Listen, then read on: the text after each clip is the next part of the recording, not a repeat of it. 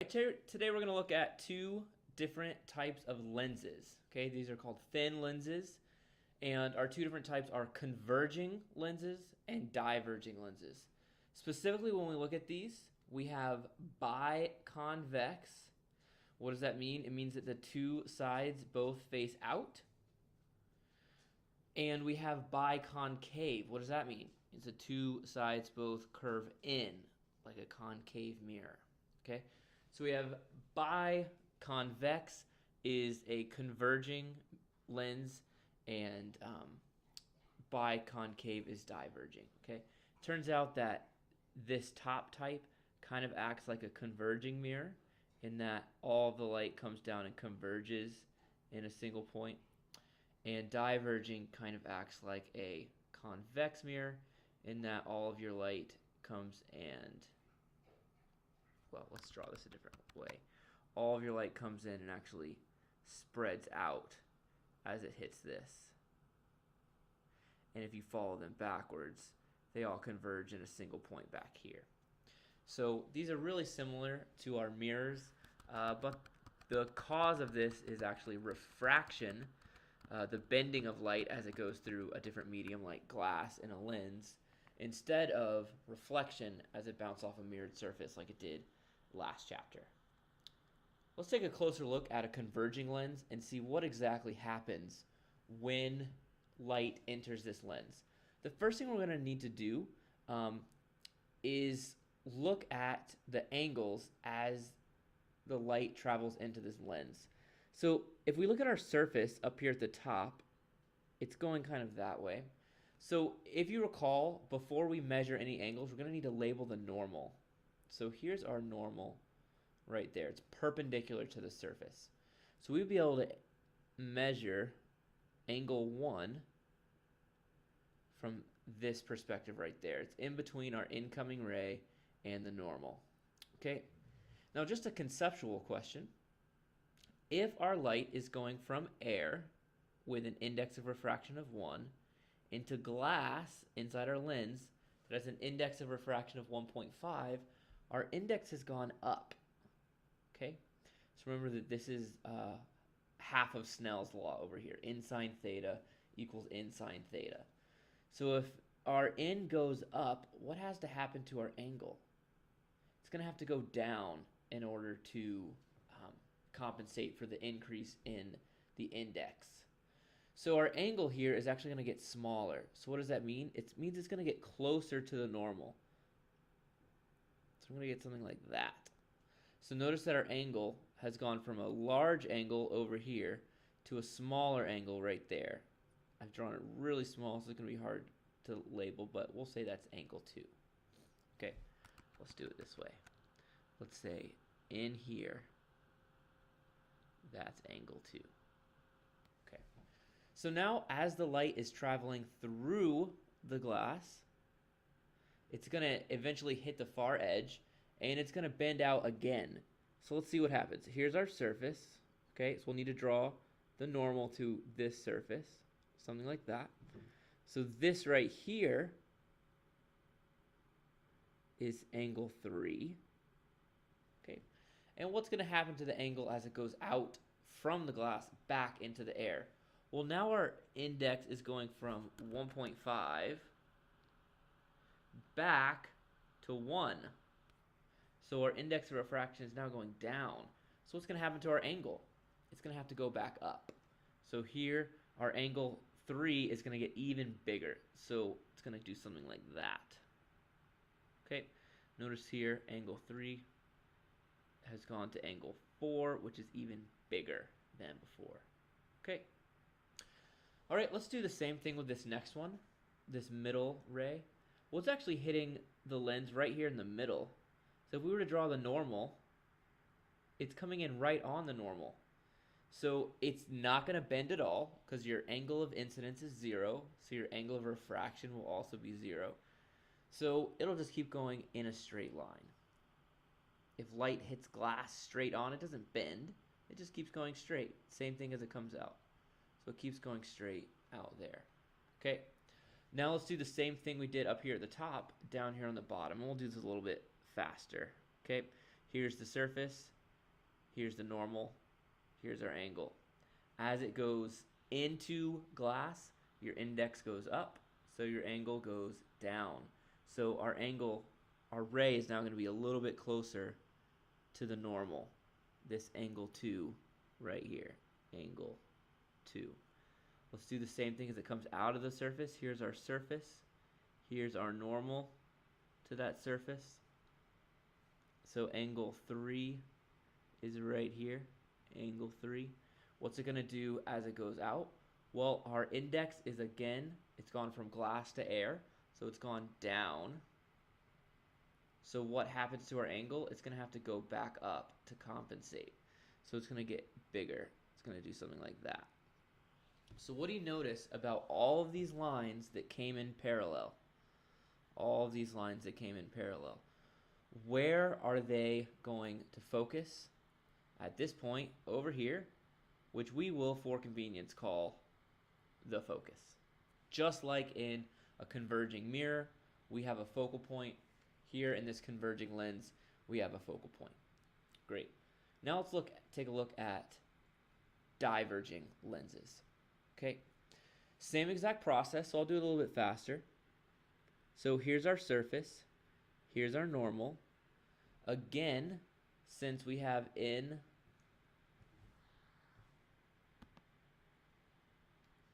sine theta, hang on one second,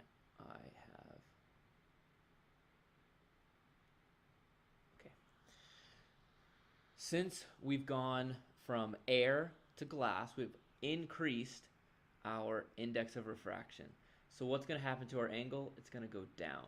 So here, our angle has gone from this angle, pretty small, to a little bit of a smaller angle. So this angle, which is a little bit smaller than that.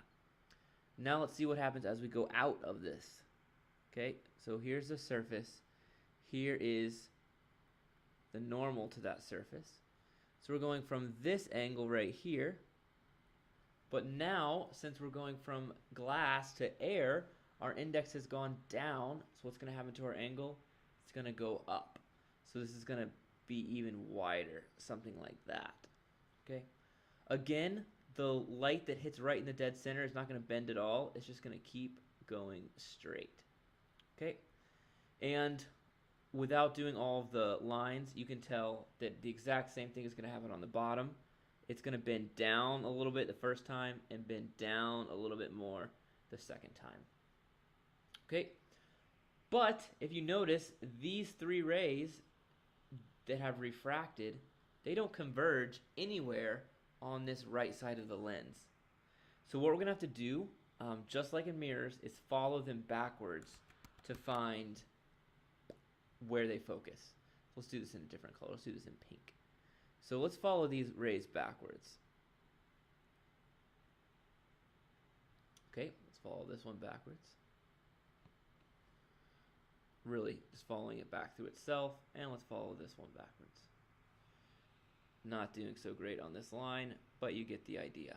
Okay, all of these rays, if you follow them backwards through the lens back to where it looks like they all started, it looks like they all started at some point back here.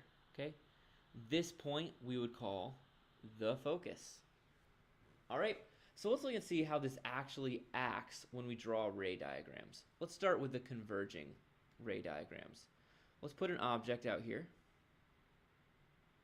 and let's draw our rays. Well, we have our same four rays as before. The only difference is it's really obnoxious to draw this third ray center to center, so I'm not going to show you how to do it on this video. If you'd really like to see it, come ask me and I'll show you. So let's start with parallel. How's it going to bend once it hits this lens? It's going to turn and go through the focus. So it turns out which focus, because you could actually label this as a focus or this as a focus. So which one of those points is it actually going to go through? It's going to go through the far focus. So it's going to go through this focus right here. Okay? So let's have it go through there. If you want to see why it does that, we can real quick flip back to this picture.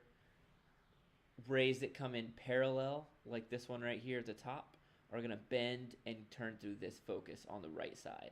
Okay. Let's do the same thing. Let's send a ray through the focus and have it turn parallel. But it turns out, which focus does it need to go through? It needs to go through this focus on the near side. So let's draw that. Do that focus. It's going to turn and go parallel to our principal axis. Okay? So now we've drawn our first one, our second one. We're going to skip the third one like we talked about, and let's just do the fourth one. It turns out the one that goes through the middle is awesome. It's going to be your favorite one for lenses because it literally is just a perfectly straight line. Because remember what we said about the ones that hit in the very middle. Go away. Okay, not this one. This one. The ones that hit in the very middle, like this, they don't bend or turn at all. They just keep going in a straight line. Okay, which is fantastic for us. Let's come back to our ray drawing. So our ray that hits the middle, right here in this very center of the lens, is going to keep going in a straight line. Something like that. So what do we notice about these three rays? Where do they all line up? Well, they all line up in this point right here. So this is where our image is going to form. What type of image is this? Well, if we go back to our rules from chapter 13 on mirrors, it is going to be a real image. How do we know it's real?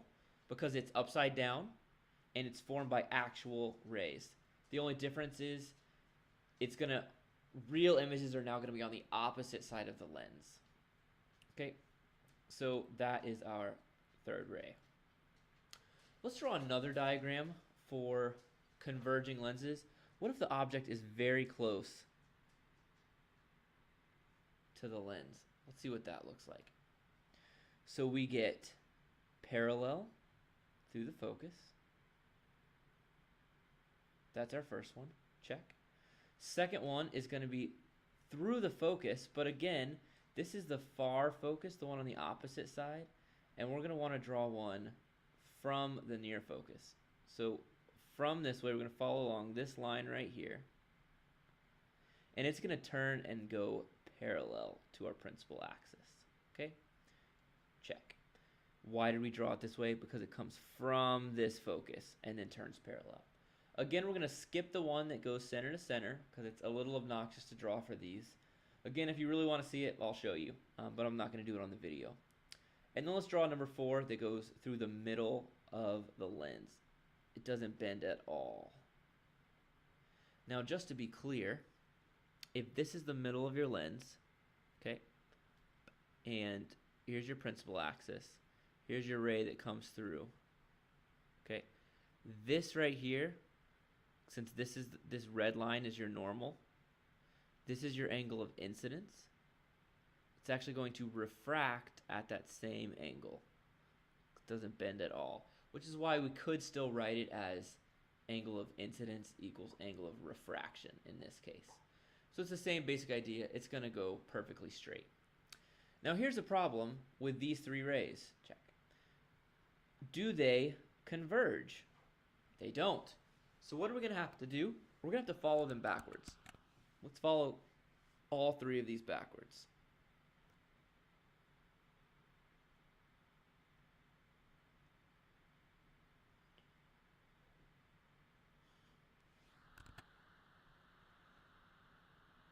Okay, what do we notice about these three rays? These three back rays all converge in one single point. So that point is where we're going to get our image. What type of image is this? It's a virtual image. How do we know that? It's formed by back rays. It's right side up. And now that we're talking about lenses, it's going to be on the same side of the lens. Okay? What you're actually seeing here is a magnifying glass. What happens if you look into a magnifying glass, and the object you're looking at is really close to the magnifying glass. You're going to see an image of that object, and it's going to be bigger. So that's exactly what we see. That's what we expect to see. All right, let's look at diverging lenses. There we go. Okay. Let's draw an object. And let's see what rays we get. We get parallel. Now, let's flip back to this right here and see what happens to rays that come in parallel.